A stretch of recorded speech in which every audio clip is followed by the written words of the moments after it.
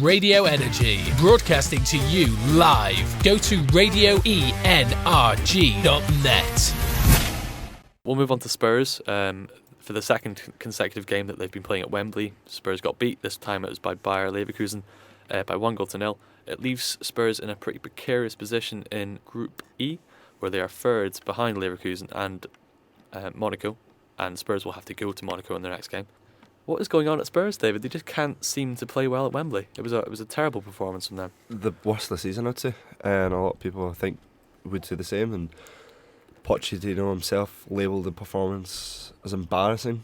Himself embarrassed, his players embarrassed, and he said as well that when you're playing at Wembley, where else better to play?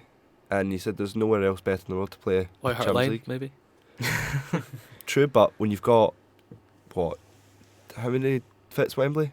Is it? I think it's like 90,000. 90,000. Well, the atmosphere should potentially be sold good. out as well. Sold out, and they can't win a Champions League game, and at Wembley.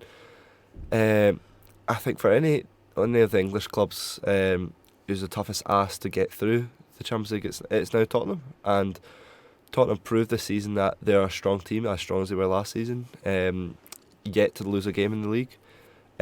Won against Manchester City, one of the big kind of title rivals, but they just can't seem to win. Even I think a point would have got them out the hot water, but the performance from start to finish was horrible. You can't really put the blame on Janssen for not scoring because he wasn't fed any chances to score. And the fact of the matter is, Tottenham now have to win this last home game. They've now got to get the away points, and they need 6 points in these two games. And if they can do that, they're a better chance than any going through that group. But at this moment, we could see Tottenham dropping into Europa League, if not their competition itself. Yeah, and a big boost for them will be the return of Harry Kane. How big a miss do you think he's been, Bryce, over the past month or so? He has been a really big miss. Because it's weird, because initially, remember Spurs, about a few weeks ago, they beat Man City 2-0 at White Hart Lane without Harry Kane. Yeah. Son was playing really well, he was scoring goals, but they seem to have dried up a bit now. At the start, I think they kind of thought, all right, well, let's give this a bash. And they did really well. They were playing well, scoring goals.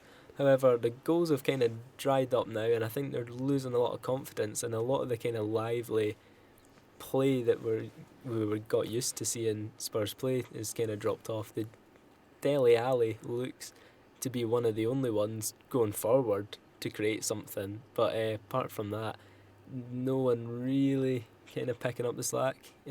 But once Kane gets back, then that'll be a big boost, and they'll get back to winning ways pretty soon. Luke? Well, I think Kane himself hasn't actually had the best season when he's been playing, but what he gives them is something to aim for. Like, if the players know if they get it to Kane, you can make a chance, you can score something from not much, and he's proved that in multiple Premier League seasons now. But yeah, as we said, Son was scoring a lot of goals, but he's kind of dropped off the boil a little bit. Eric Lamela, we've not seen much of him recently, or Christian Eriksen, to be honest. They've got Moussa Sissoko in there as well, but he's like as inconsistent as anything.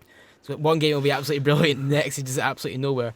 But it is kind of worrying times. Their defence has been good in the league all year, but they lost to Liverpool in the Cup. They've now lost the Champions League game there against Leverkusen, and it was a really bad defensive performance for them.